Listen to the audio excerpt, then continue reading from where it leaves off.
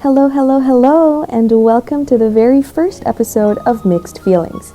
I am Imenchi Caridine, Filipino-Bangladeshi student, communicator, and project proponent for BASTA, foreign for here. I've always been asked, what are you, and where are you really from? And I absolutely hated those questions. I don't know how many times I've asked myself, who am I, growing up? It was the bane of my existence. And the source of my identity crisis. Sometimes I felt I had to look a certain way to be fully accepted to either of my races. And that is why this episode is going to be about mixed identity.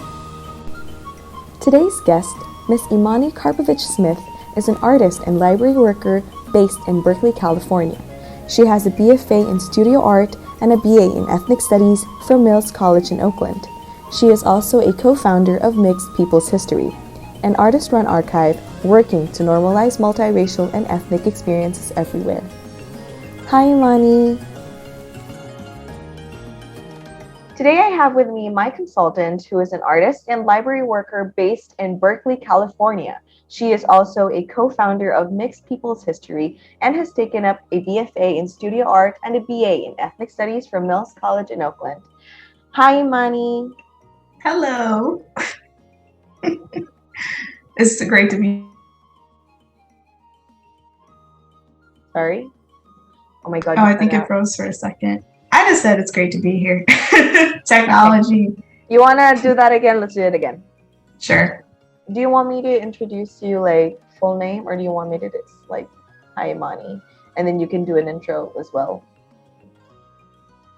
Hello? Oh, do you want me to kind of repeat what you said? I mean, like, not the entire thing I said. Maybe you could, be like, hi, my name is Imani Karpovich-Smith. I am, if you want to, you can say I am half, white, and then like that, just a little, and then I can start again with the conversations. Yes. So sorry. No, it's okay. This is how it is. Okay. Again. Today I have with me my consultant, who is an artist and library worker based in Berkeley, California. She is also co-founder of Mixed People's History and has taken up a BFA in Studio Arts and a BA in Ethnic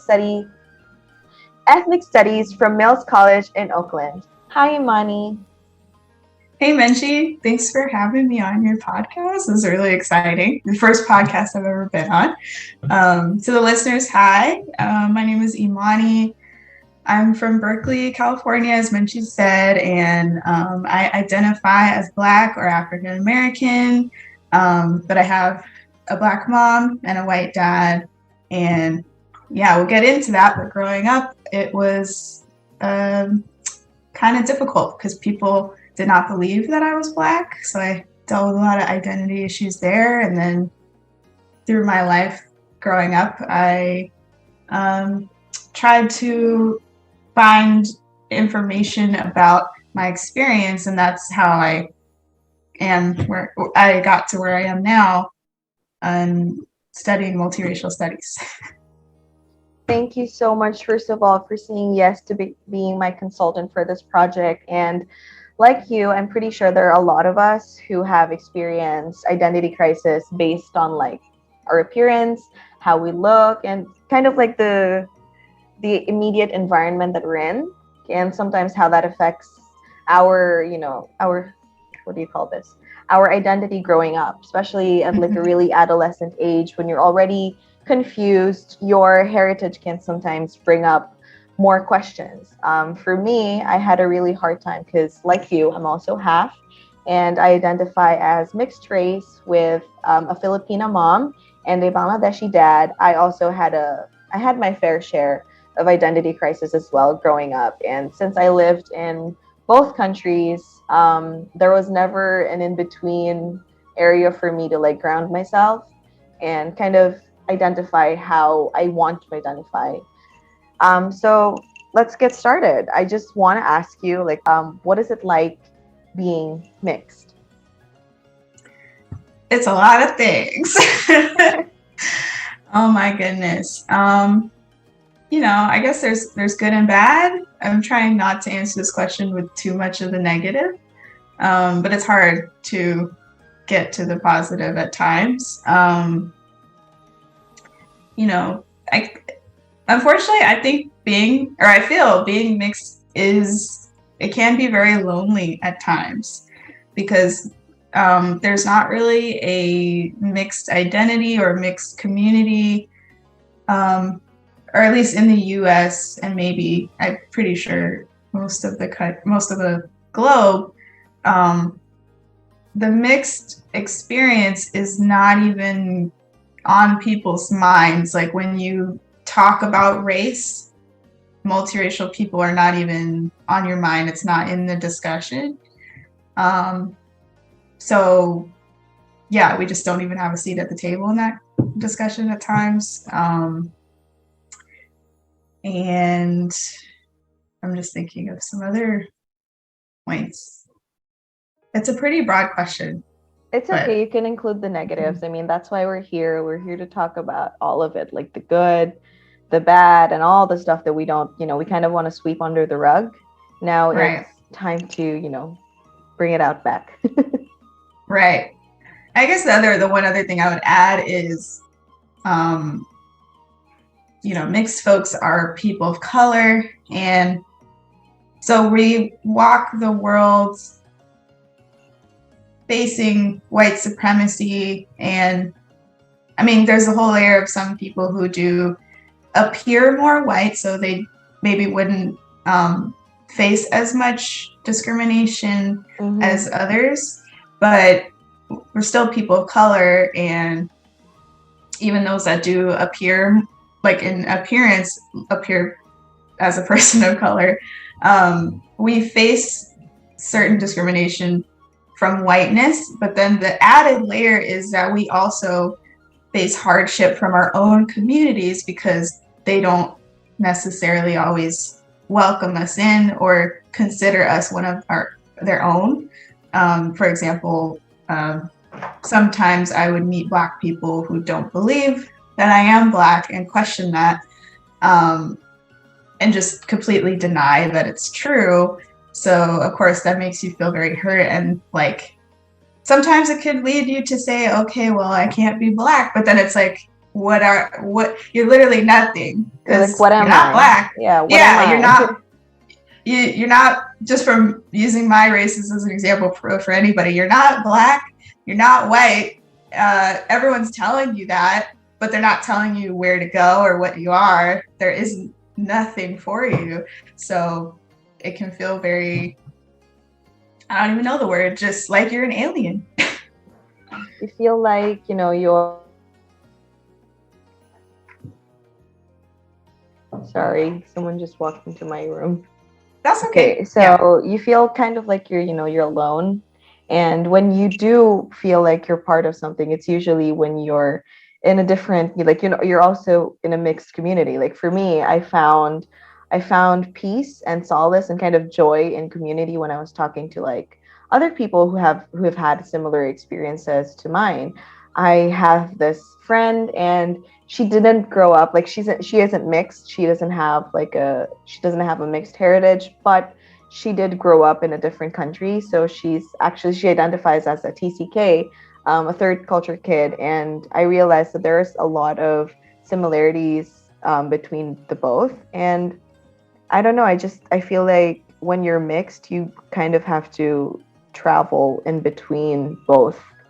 Or like if you come from different, like more backgrounds, you have to constantly pick which one you most identify with like based on like the immediate environment you're in. Like for me, I used to do this. I felt like I had two different personalities. A personality I had when I was with my Bangladeshi side of the family, and then a personality I had when I was with my Filipino side of the family. I used to kind of want to identify more with either or of my races, depending on like the people I was around. But we didn't ask to be this way. We really didn't. And there are still some things that we could, we wish that we could change about ourselves, but we've learned to accept that, because obviously you cannot change your heritage. And I would never change my heritage. I would never change the way I look. But this is 22-year-old me saying that.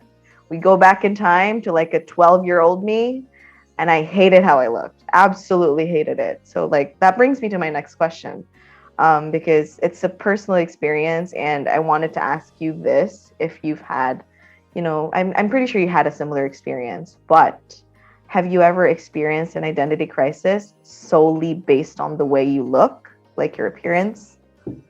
Absolutely, yes. Yeah, I have not mentioned my physical appearance yet for the folks listening. But yes, I have very light skin. It changes depending on the year. In the summer, I've looked at pictures of myself in the summer and I'm like, wow, I see a Black woman and I look brown. But when I look in the mirror, I see a pale person, and the pandemic did not do me well. I've been inside for 2 years and I have not gotten any sun. But yeah, I'm very light skinned, and I'd say I have hair that obviously looks black, but not everyone thinks so. But I have very curly, thick hair. I got a lot of hair. And my nose is kind of pointy, so it looks more European in a way. So I think basically just growing up, because I looked like that and I was not darker, I felt like, oh, because I'm not dark, people don't believe that I'm Black. So I used to always wish that I had darker skin. And my mom, that was the other thing. My mom we are not close in shade at all. She's darker than me, and people would not believe we're related, which also really hurt. I know.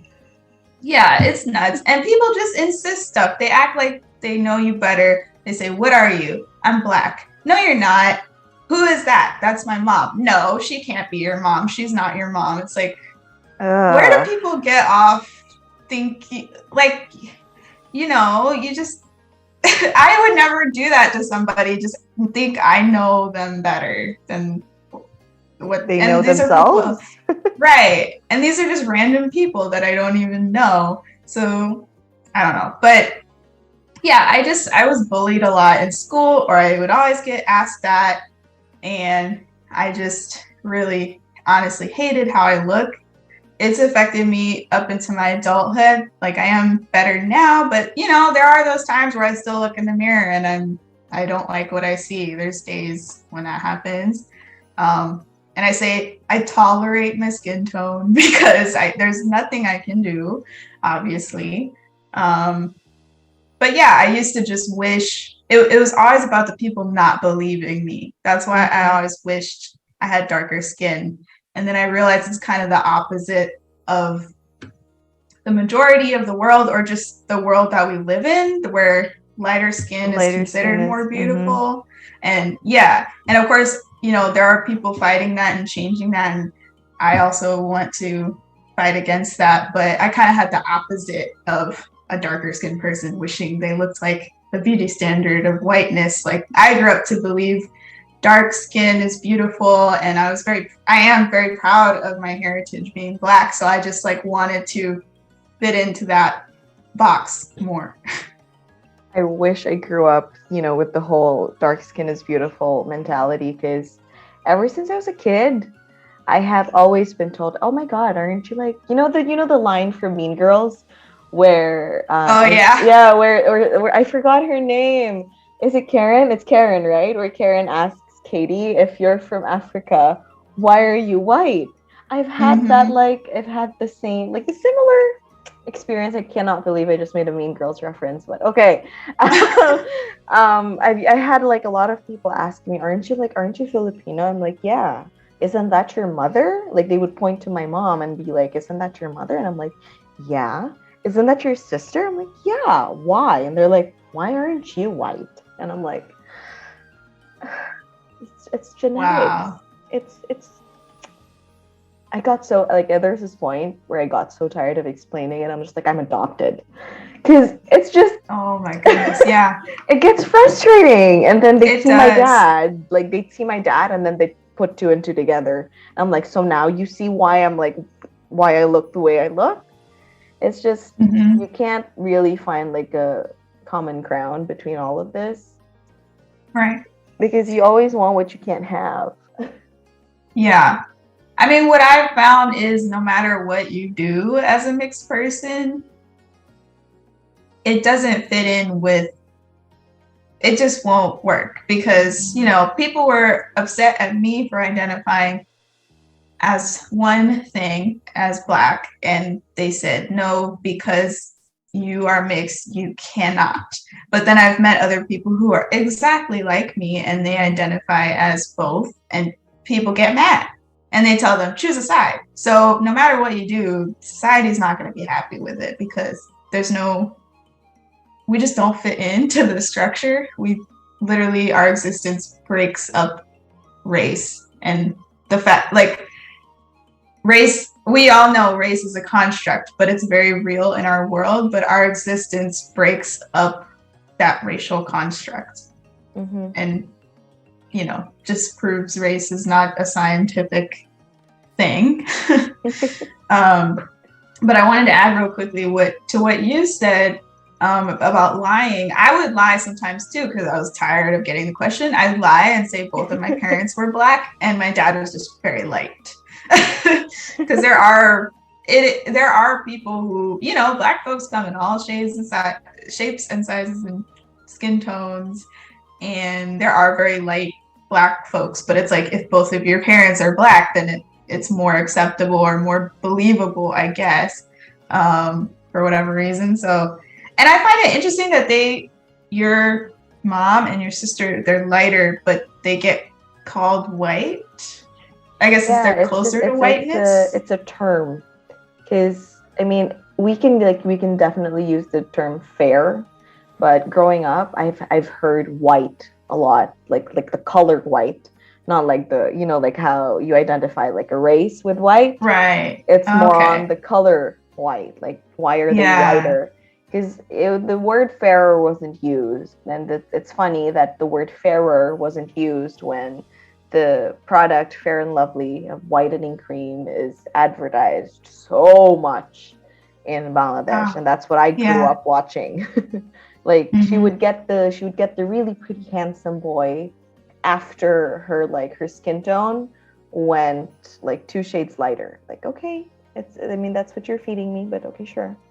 And I didn't like realize until I was older that my mom was kind of like, she always used to tell me, you know, embrace your skin tone, embrace your heritage. And she made it like a point for my sister and I to immerse ourselves in both our cultures.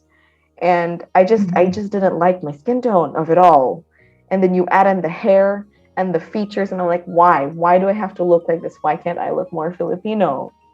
It's, I mean, it's sad because sometimes the Filipino community can also be very, as hospitable as they are, they can also be very uninviting sometimes because it's the comments that hurts, you know, the comments like, oh, you don't look like your mom.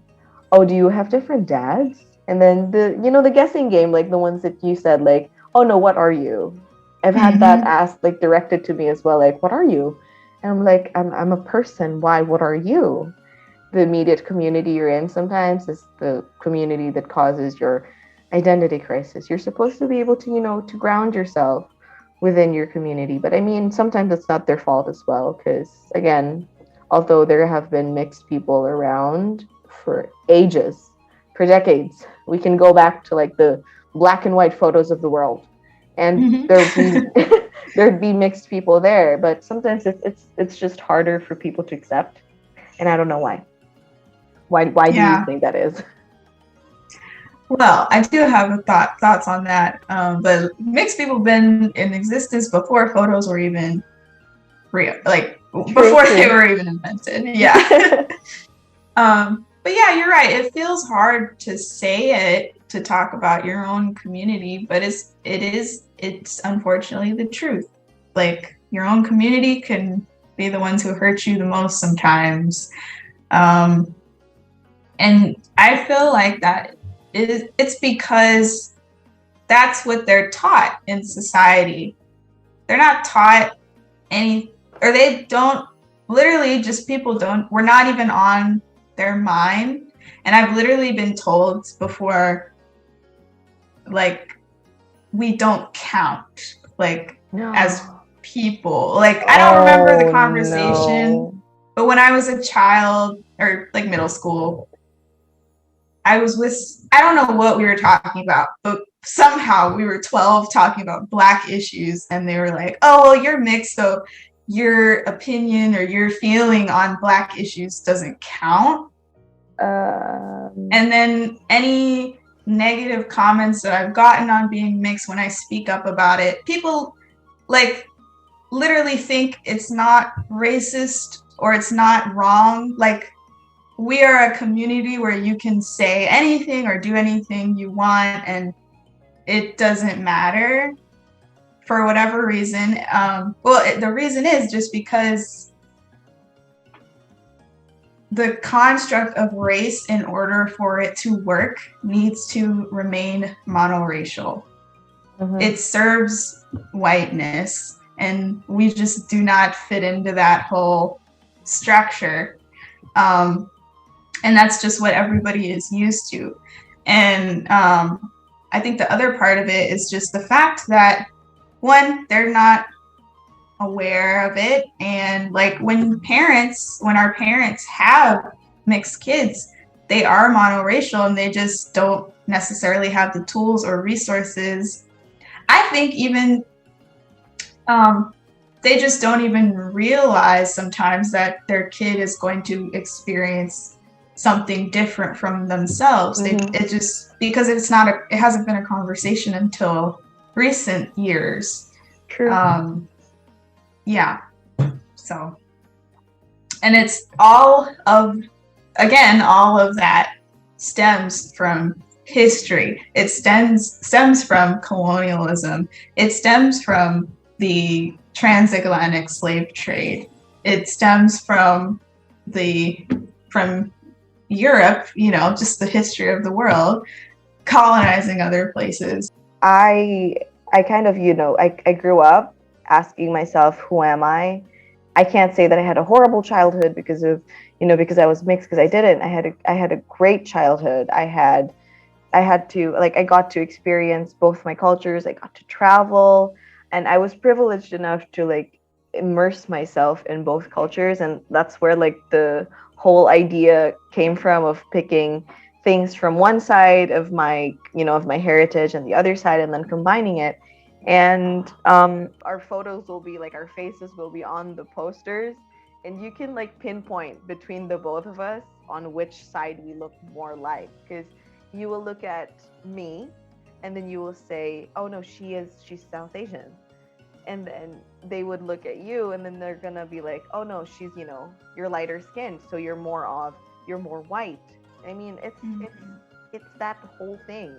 And I'm just glad that we get to talk about it now. And for anybody out there who is listening, and if you have gone through the same experiences, the same identity crisis as this, and specifically because of the way you look, just know that there is a mixed race community here. We can always get together. We have mixed people's history, and hopefully you can find the joy in community with the both of us, with BASTA and with MPH.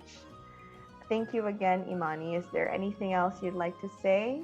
I'm just going to do a real quick shout out to what MPH is, because I actually realized I didn't do that in the beginning.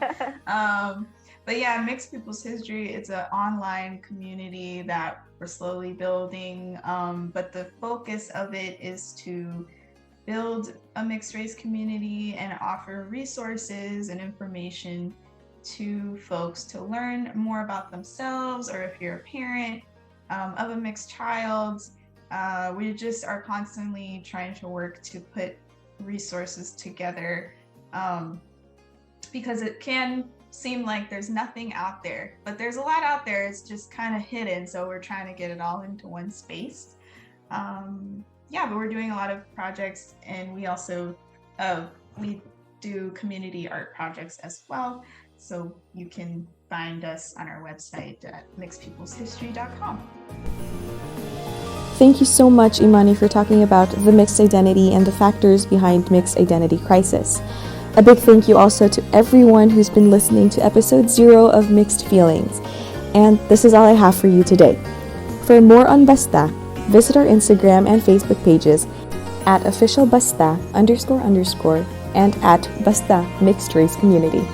Until next time, dhonnobat and maraming salamat.